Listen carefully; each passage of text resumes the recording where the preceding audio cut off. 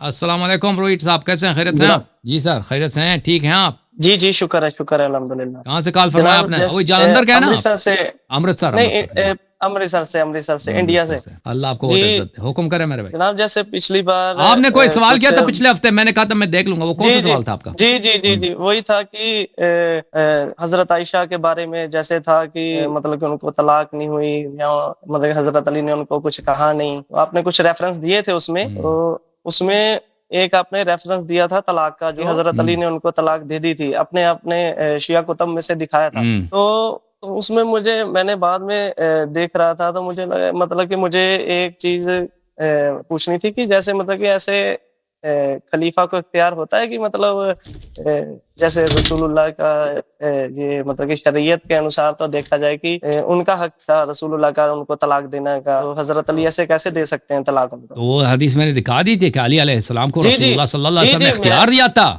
پیغمبر نے خود کہا تھا کہ میرے بعد آپ کو اختیار ہے کہ آپ جو آپ کی طاعت نہ کرے آپ اس کو طلاق دے دیں، اس میں وہ الفاظ تھے نا۔ جی میں وہی پوچھ رہا ہوں کہ ایسے ہو سکتا ہے مطلب شریعت جب میں نبی صلی اللہ علیہ وسلم کسی کو کہہ دیں کہ میرے بعد آپ کو اختیار ہے، جو آپ کی جو طاعت نہ کرے گناہ کرے آپ اس کو طلاق دے دیں، تو کیوں نہیں ہے؟ جب سب کچھ دیکھیں، سب کچھ اللہ کے ہاتھ میں ہے، رسول صلی اللہ علیہ وسلم کے ہاتھ میں ہے، ٹھیک ہے نا؟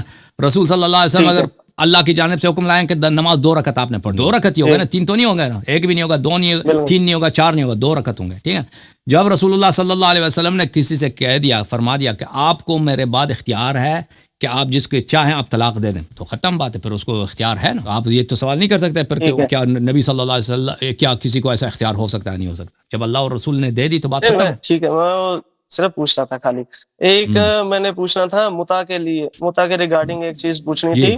کیا ابھی بھی کیا متا مطلب کر سکتے ہیں لوگ کیا؟ جی بالکل، متا کبھی حرام نہیں ہوا نا، متا ہمیشہ جائز ہے۔ اگر کوئی عورت تیار ہے، کوئی عورت راضی ہے، وہ اس کی وہ باکرہ نہیں ہے، یعنی ورجن نہیں ہے، اور وہ چاہتی ہے، راضی ہے، تو ہو سکتا ہے بھائی، ہاں بالخصوص اگر دیوبندیہ عورت کے ساتھ، وہ بالکل اس کے زیادہ ڈبل سوال۔ اور اس کی آپ میوٹ ہو گئے بھائی، اپنا آواز کھول دو نا بھائی۔ جی روہت صاحب۔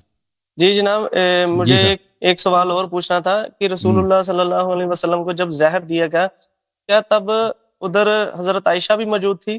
تو شیعہ حدیث میں یہی ہے کہ انہوں نے دیا نا، ابو بکر، عمر، عائشہ اور حفصہ مل کے ان چاروں۔ بخاری میں جو روایت ہے، بخاری کی جو روایت ہے حدیث لدود، اس میں وہ وہی ہے کہ عائشہ نے خود کہتی کہ میں نے ان کو ان کے اجازت کے بغیر میں آپ کو دکھا دیتا ہوں حدیث لدود، ایک منٹ میں آپ کو دکھا دوں، وہ حدیث مجھے مل جائے۔ وہ یہی کہہ رہی ہے کہ ہم نے ان کے منہ میں ڈال دیے نا، دوائی ڈال دی ہے۔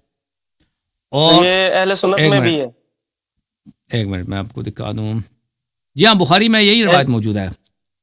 اور ایک چیز اور پوچھنی تھی، اپنے جہلم سے ہیں علی میں، ایک منٹ میں آپ کو دکھا دیتا ہوں، ایک منٹ۔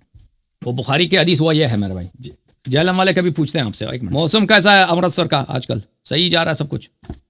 جی الحمدللہ آج تو جی ختم ہو گیا، ابھی تو الحمدللہ آج کافی بادل تھے۔ الحمدللہ ایک منٹ میں بھی آپ کو دکھا دیتا ہوں، دیکھیں یہ حدیث یہ ہے، یہ کتاب ہے بخاری، دار احیاء التراث العربی میں چھپی ہے سنہ 2001 میں۔ اچھا یہاں پہ یہ باب کتاب المغازی میں، یہ باب کون سی ہے؟ باب مرض النبی صلی اللہ علیہ وسلم و وفاتہ، نبی صلی اللہ علیہ وسلم کی بیماری اور ان کی شہادت میں۔ حدیث نمبر ہے 4000، دیکھو یہ حدیث نمبر ہے میرے بھائی 4458۔ قالت عائشہ لددناہ فی مرضہ، رسول اللہ صلی اللہ علیہ وسلم کی بیماری میں جب وہ بیمار تھے تو ہم نے ان کے منہ میں دوائی ڈال دی۔ لدود بولتے ہیں کسی کے منہ میں بچہ وغیرہ دوائی زبردستی ڈال دیں۔ جعل یشیر الینا ان لا تلدونی، تو رسول صلی اللہ علیہ وسلم اپنے دست مبارک ہاتھ سے اشارہ کرنے لگے کہ مجھے دوائی نہ دیا کرو زبردستی، تو ہم نے زبردستی ان کو منہ میں ڈالتے رہے، حالانکہ وہ اشارہ کر رہے تھے کہ نہ ڈالو، ٹھیک ہے نا؟ شاید وہ بولنے سے قاصر تھے، ٹھیک ہے نا، یا اس طرح انہوں نے پکڑ رکھا تھا، گلا دبایا تھا، کسی طرح کیا تھا کہ وہ بول نہیں سکتے تھے، بھئی وہ اشارہ کر رہے تھے کہ نہ ڈالا۔ فقلنا کراہیت المریض للدواء، تو ہم نے کہا کہ یہ جو ہے یہ اس کو دوائی نہ پسند ہے، نبی صلی اللہ علیہ وسلم کو کیا نہ پسند ہے؟ دوائی کڑوا ہے، اس کو پسند نہیں ہے، اسی لیے کہہ رہا ہے اس کو خود، یعنی اس کے لیے دوائی اچھا ہے، اس کو پتہ نہیں ہے، اس کو زبردستی ہم نے کھلا دی بھائی۔ حالانکہ نبی صلی اللہ علیہ وسلم سب سے بہتر جانتے ہیں، اگر وہ کہتے ہیں کہ بھائی نہ کھلاؤ تو کھلانا حرام ہے، انہوں نے زبردستی دوائی ان کو پلا دیا۔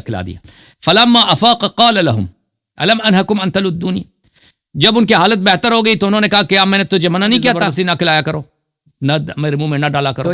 تو یہ ان کا عائشہ کا اپنا اعتراف ہے کہ انہوں نے زبردستی نبی صلی اللہ علیہ وسلم کو دی ہے۔ اب یہ کہ عائشہ تو کہتے ہیں یہ دوائی تھی نا، لیکن اگر وہ واقعا دوائی ہوتی تو نبی صلی اللہ علیہ وسلم منع نہیں کرتے، کہتے کہ بھائی وہ میرے لیے مفید ہے، دوائی دیا کرو، کیونکہ وہ تو چھوٹا بچہ ہوتا ہے جو دوائی نہیں چاہتا، بزرگ آدمی تو نہیں کہتا کہ دوائی نہ دیا کرو. جی سر.